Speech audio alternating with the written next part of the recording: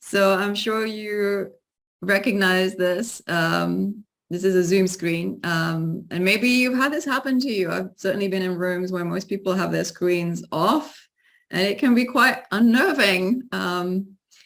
And people, say, well, this is because it's Zoom, but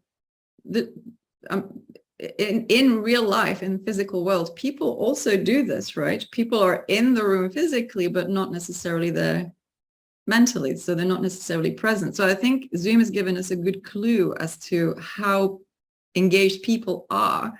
So if you're wondering if your team is engaged, invite them to a Zoom meeting and see who keeps their camera off and who switches it on. But what are people? So that was based on a real situation that I was describing to Mina, and then she found the image and we thought it was so pertinent. Yeah. I felt so bad for that family. I thought of you, David, when you were saying the little ones running around. Not that any of us mind that, but yeah, you may remember the professor who was presenting about a crisis in Korea, I think, and then his kid just barges in.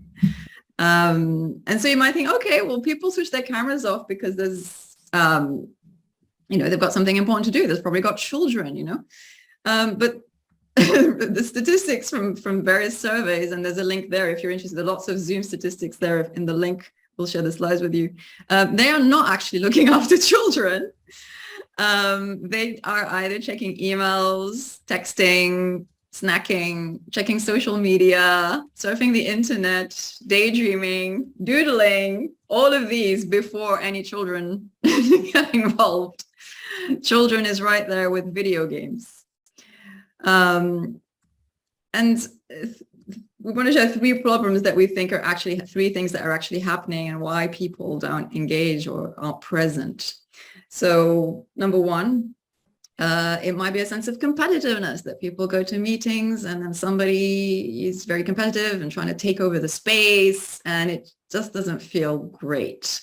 So there's a sense that people are posturing rather than connecting. And I see that a lot in organizations with hierarchical teams, and somebody's vying for a position or maintaining a position. Yeah. Yes. And then let us know in the chat if you resonate with any of these, or if you've got an example. Problem number two, the space isn't very inviting, or it's not very energizing, or it's not very safe. It doesn't have that psychological safety, which is linked to the competitiveness sometimes, but it can be something else. And so it's difficult for us as humans to show up in that space. So we end up dissociating rather than holding space through presence. And it's a very sort of natural survival mechanism. It's not wrong. It's just what happens biologically.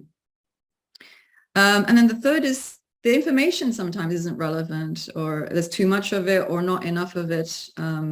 Sometimes people say, this could have just been an email. Why did I have to come to a meeting? Or people are just too focused on the presenting rather than the presencing. So there's just a sense of being a recipient of information rather than participating. So there's a sense that people are rehearsing an agenda rather than innovating and creating. And yes, it's true that the human brain has a limited attention span. So after 10 minutes, we tend to lose interest naturally. But in our experience, we're leading 90-minute meetings, 2-hour meetings. If it's engaging, people stay engaged until the end and even say it was too short because they're just starting to get into something really interesting. So we don't believe that it's just to do with attention span. So these are some principles for any meeting. It's not professional meetings. It's for a bit practicing presence with others. And for today, obviously confidentiality. So please keep whatever you hear today to private. Watch out for the rescuing, fixing reflex. You don't need to fix anybody's problems today. And then these three principles of listening attentively, speaking intentionally, and caring for the shared space. So attention is moving between me, you, and the sense of the space we're sharing together. Yes. So here are the principles that we think can help address some of the challenges that we will face. And some of them you'll recognize, you're probably already practicing them. We just try to lay out what we think works. We'll just go very briefly through them because what we want is really the practice. So one is setting context without agenda.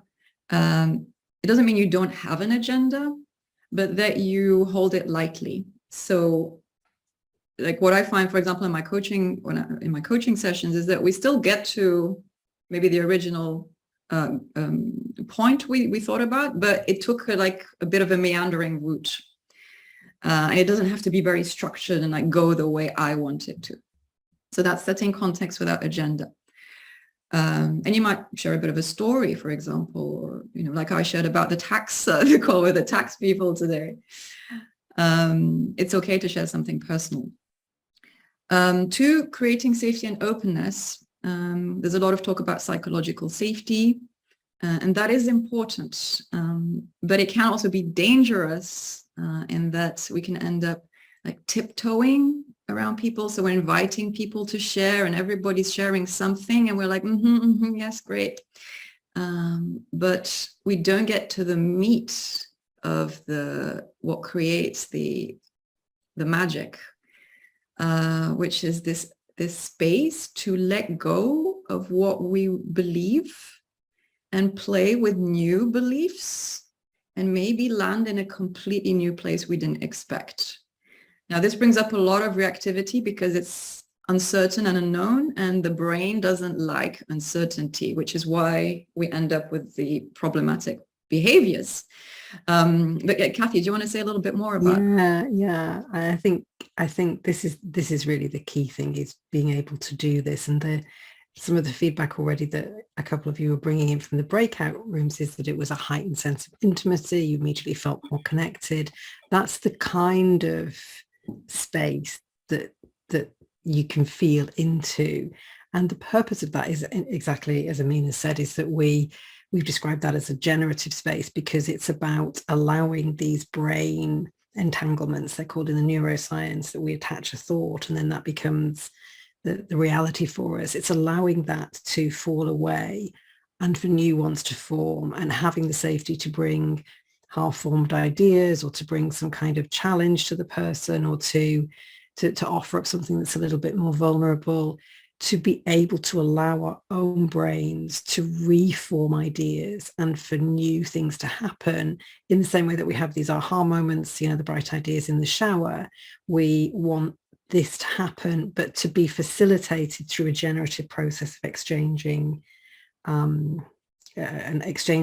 ideas and challenge, not in a debating format, but in a curious and open format. And we've found through the meetings that we've been running that this can really be facilitated by inviting diverse voices. We'll look at the room. We have a Zoom screen much like this, and we'll be very aware as to who we might want to invite in the space, particularly thinking about either individuals that may be underrepresented or what are the dominant norms in this environment. And it can be a very creative way to challenge some of these received wisdoms that we all hold. And then I think the fifth principle is this owning and letting go of experience. I feel in this moment something, and it's, you know, that's okay too, but holding it not as a fixed thing or not with meaning. It doesn't have to be, for example, that this situation is better than this situation, but we can bring a curiosity to that. What if I asked a question about this situation and went into it with something that was a little bit more fluid rather than a fixed idea. But I also want to acknowledge that there is this paradox of, does that mean I shouldn't have a position, that I should just sort of roll with whatever is happening? And should I just accept the situation, or should I try and influence it? And I really think that part of the generativity is the ability to hold the contradictions or hold the paradox. And encourage other people to do that. And I think it's one of the things we've experienced over the years we've been doing this and refining it, is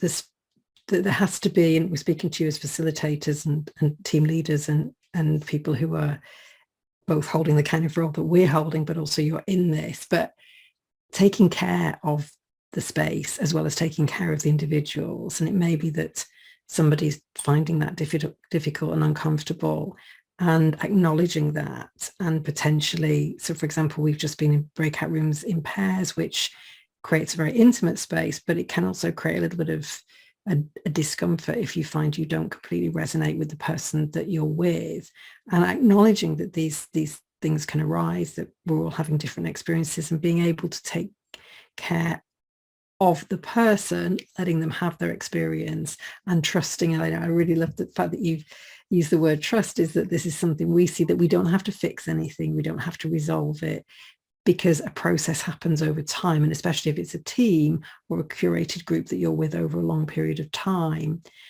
trusting that this space will create positive change while taking care along the way, and using your own discernment about whether to push, whether to allow, whether to challenge. Like, this is all very nuanced and sophisticated skill set. So generativity, we kind of called it creative current. I'm a mathmo. I like maths, so I like logic. So this is a little bit of that. So generativity, we're conceptualizing it as a function of presence and insight. And the opposite of presence, not being not present, but being habitual behavior. And the opposite of insight being habitual thinking. And if we bring presence and insight to something, then we have this generative space. You don't necessarily have control over insight because it occurs spontaneously, but you do have a kind of control over whether you're present. So like we did the centering mindfulness exercise at the beginning, you can do that any time. You can do that in the middle of a heated argument. Just pause, tune into your breathing or to the ground, and that brings you back and settles the reactivity. There's a lot we could say about this, but I think practice is always better than theory. So I don't know, Kathy, if you want to add anything about this. On this, I'd say a lot of the challenges that we described and that you may be coming up with, they come because we're in a habitual thinking pattern, or we see a habitual behavior coming up again and again. And and one of the things to be present to, so once you kind of tune into to your feet and the body, you might start to see the more complex pattern. So most people would agree there are, kind of 4 broad survival reactive responses: fight, freeze, flight, and fawn, which is the people pleasing, where some, the guilt, is kind of that family. And you can see kind of what the behaviors look like. So a fight would be maybe, I kind of double up in my expression. I start to argue and be very maybe sarcastic or something. Freeze, I shut down. And I was shocked one day when someone who was talking over me said, well, if you're silent, I just assume you agree with me. Which really taught me something. It's like, some people just have different beliefs about what silence means. It doesn't mean you disagree. It means you agree. Yes, I think I'll stop there because I don't want to over-labor the point. But any questions, obviously, or comments you have about this? Yeah. We'll be inviting you to notice which of these is your go-to so that you can start to turn it around.